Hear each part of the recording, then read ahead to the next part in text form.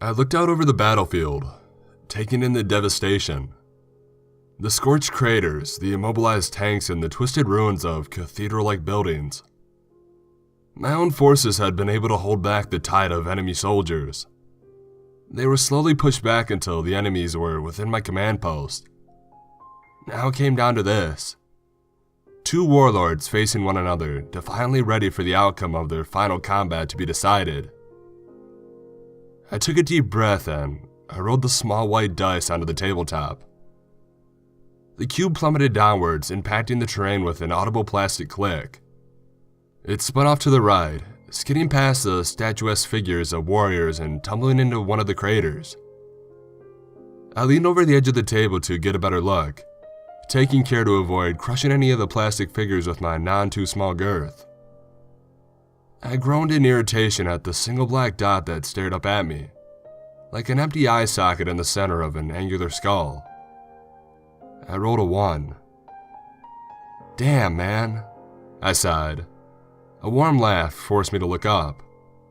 Good game, Brian. Jonathan smiled at me, offering his hand to shake. I took it. Yeah, good game, I said half-heartedly. Do you always feel so pleased with yourself when you beat a newbie? A newbie? Jonathan laughed incredulously. You've been collecting for 5 years now. And I've played less than that in games since I started, I replied. Jonathan waved a hand dismissively. Whatever, you're no newbie, he said. Now let's clear the board. It has just occurred to me that some of you may have no idea what I'm talking about here, and for that you'll have to forgive me.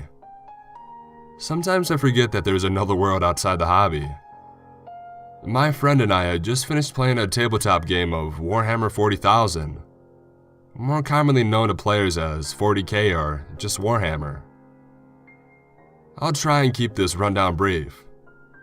40K is a tabletop sci-fi strategy game that is played using dice, measuring tape, and small plastic miniatures of soldiers that the players must assemble and paint themselves.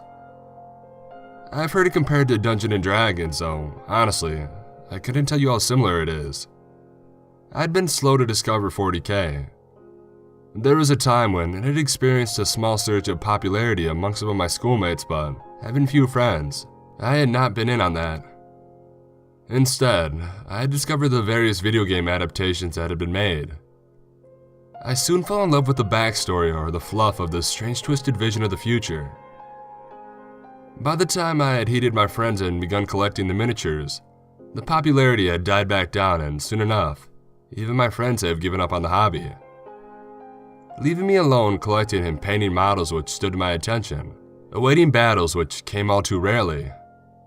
I wasn't lonely, just disappointed that my efforts seemed to be wasted. That had all changed when I met Jonathan. Jonathan had started a local gaming club several years ago to try and give isolated players like me a chance to play the game we loved. 2 weeks before the game I had mentioned earlier, I had met Jonathan at my local games workshop while buying paints. He had handed me a leaflet for his club, and I had leapt at the chance to actually play the game. I had started going to the club every weekend, homework permitting, and I felt great about it. They didn't always play games. Sometimes it was just conversations about the game or the lore of any Warhammer-related humor we had come across on the internet. Almost a year after I had started going to that club, I got a call from Jonathan that set into motion the series of events which has me writing this now. Hello? I heard Jonathan crackle from the other end of the line.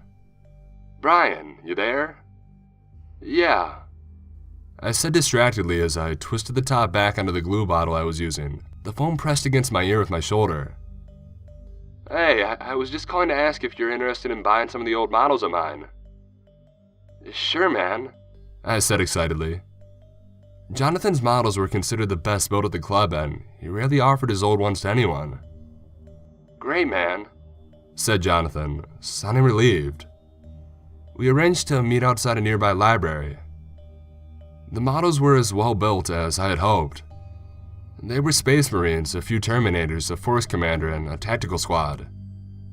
The commander held a large sword over his head, as if about to execute a powerful downward stroke. The others were similarly converted into dramatic postures, fists raised threateningly, crouching to get a better shot, hand gestures to signal other soldiers, and so on.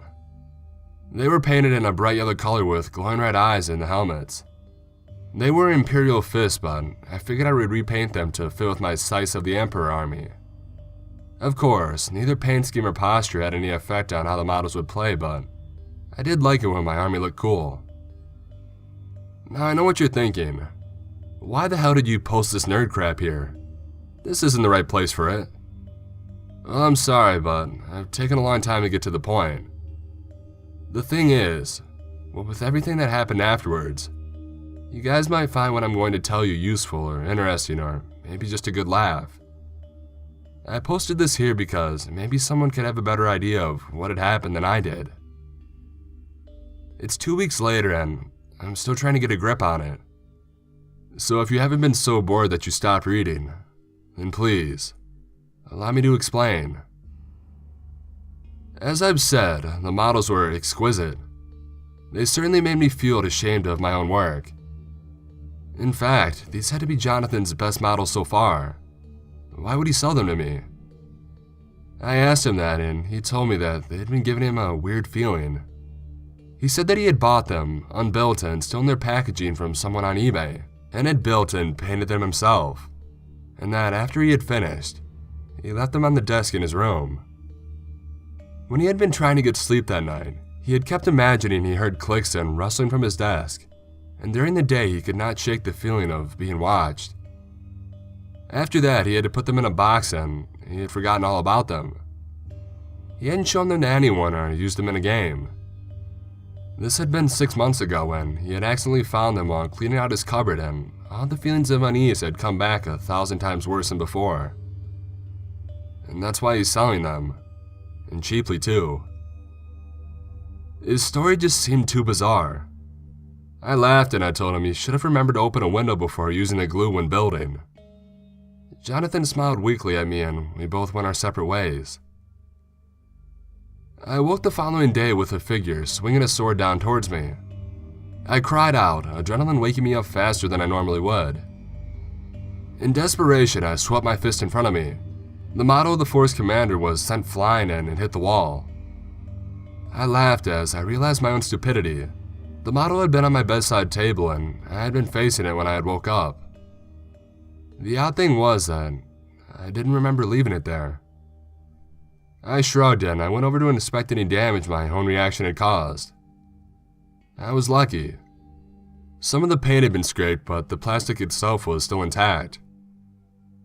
I put the small soldier to the one side with the others I had bought from Jonathan. They would have to wait to be repainted as I had a pre-existing project, a battle force in progress, but that would have to wait too. If I didn't get a move on, I'd be late for work.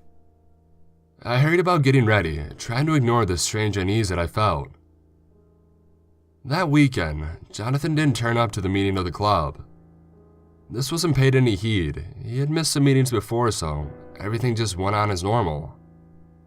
Gaming, idle banter, taunts bouncing across the table like artillery shells, and the occasional in-universe war cry.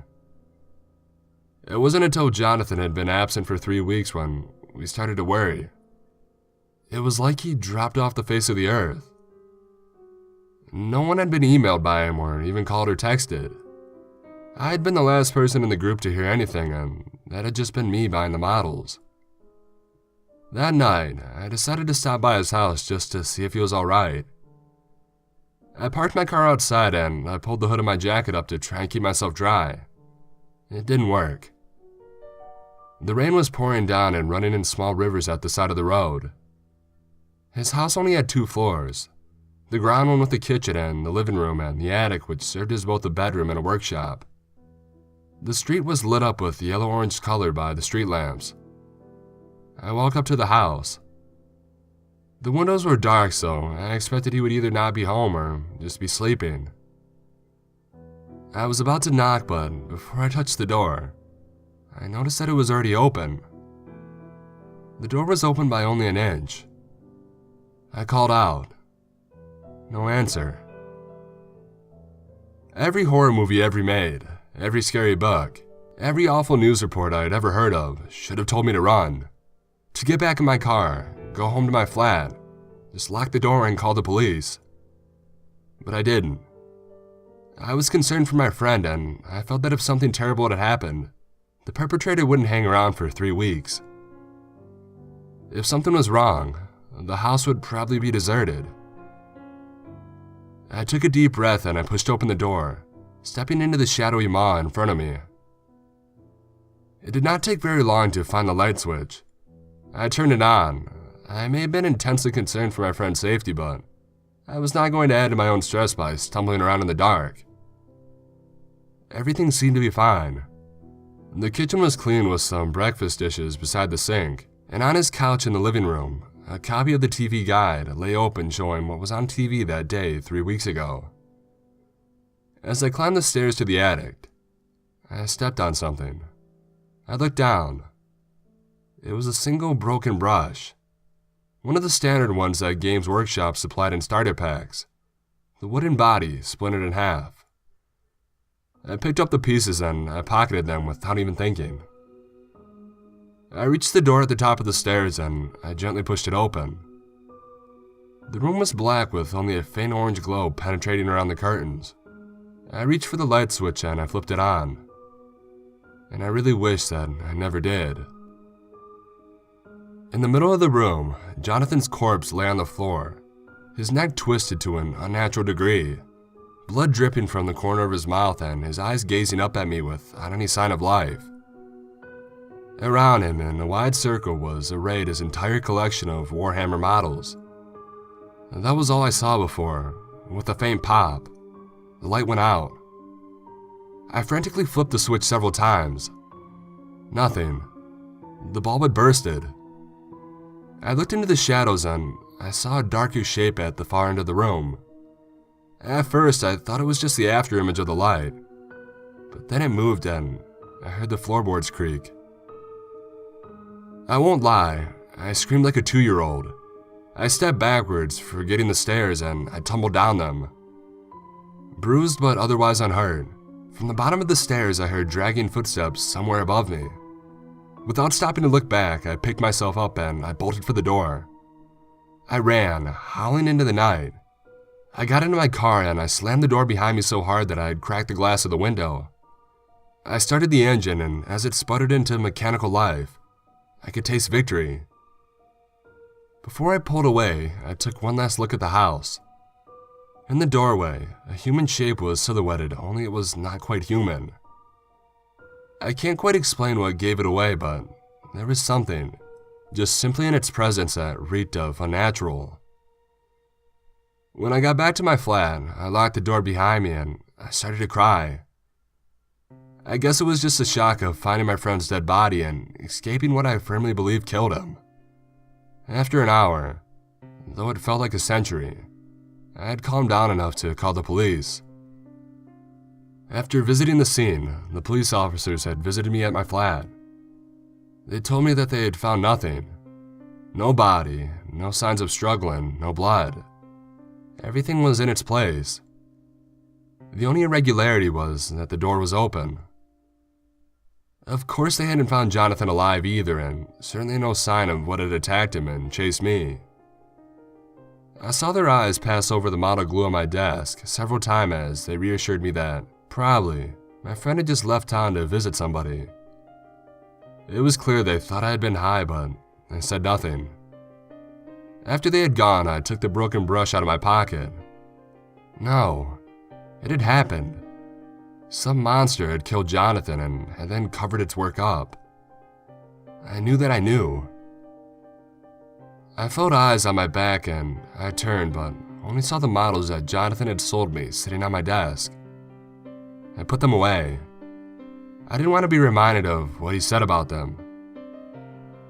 I tried to go back to normal over the next few weeks, but my mind kept going back to what I had seen in Jonathan's house and at home. I always felt uneasy, like an animal in an open field with a hunter's crosshairs firmly set on it. Every couple of days I found one or two of Jonathan's models out of the box I'd put them in, though I never remember moving them. Then almost a month after my encounter with the creature, I saw it again. It must have been the middle of the night or one of the early morning hours which seemed to last forever. I woke up from one of the many uncomfortable dreams I had been having since the incident. It was raining. A thunderstorm. It had been the thunder which woke me up.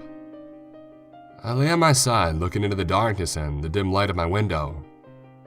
I lay there gazing into the blackness, unable to go back to sleep, worrying if I had locked the door. I realized I had.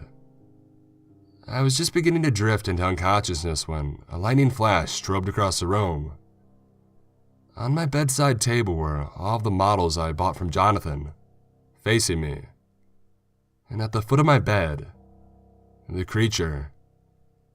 I yelled as the thunder rolled in behind the flash. I grabbed something from my bedside table, a book I think, and I hurled it at the place it had been standing. Without hesitation, I leapt from my bed to turn on the lights. I couldn't fight this thing blind. I flipped the switch and nothing. It was gone. I searched my flat after arming myself with cutting pliers from my desk. Nothing. I was most definitely alone. I would have thought I was dreaming if it weren't for the models on my bedside table. It had to be the models. Jonathan had said they were creeping him out, and he had disappeared after selling them to me.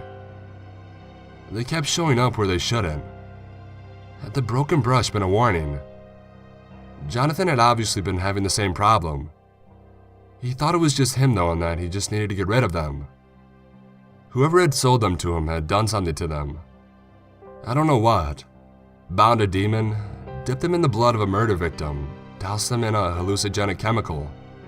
I don't know. To be honest, I don't want to know. All I know is that they did not do it out of goodness. Well, I wouldn't make the same mistake Jonathan had. I wouldn't sell the models or give them away. No, for better or for worse, I was going to make sure it ended here with me. I took a hammer and I smashed them. Over and over I smashed and I smashed. To be sure of their complete destruction, I burned them, taking care not to breathe in the fumes of the melting plastic.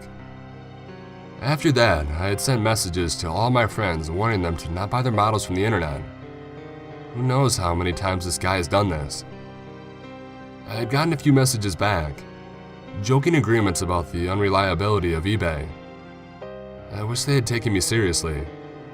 But if somebody would have sent me a message at 4 in the morning about possessed models being circulated on the internet, I would have laughed too. Somehow though, I don't think I had beaten the creature, just injured it. I didn't go to work today. Somehow I know it's going to come after me tonight, but I'm not going down without a fight. I've gathered some weapons, kitchen knives mostly, and I've been watching inspiring videos on the internet all day. You know, stuff like Aragon's speech from Return of the King, to get me psyched up and ready to fight. I'm posting this on the internet so that the monster can't hide it. That's the great thing about the internet for getting the word out. Nothing is really removed. Even if you click delete comment or close an account, the information stays out there. There's no real way to remove it. That way, if the creature kills me, it won't be able to hide what had happened. It will be exposed, and those who believe my story will be able to hunt it down and put a stop to it. The sun is going down now. I'm getting nervous. Cracking my knuckles to try and ease the tension, but it's not enough. I just picked up one of my brushes. Maybe snapping that will help.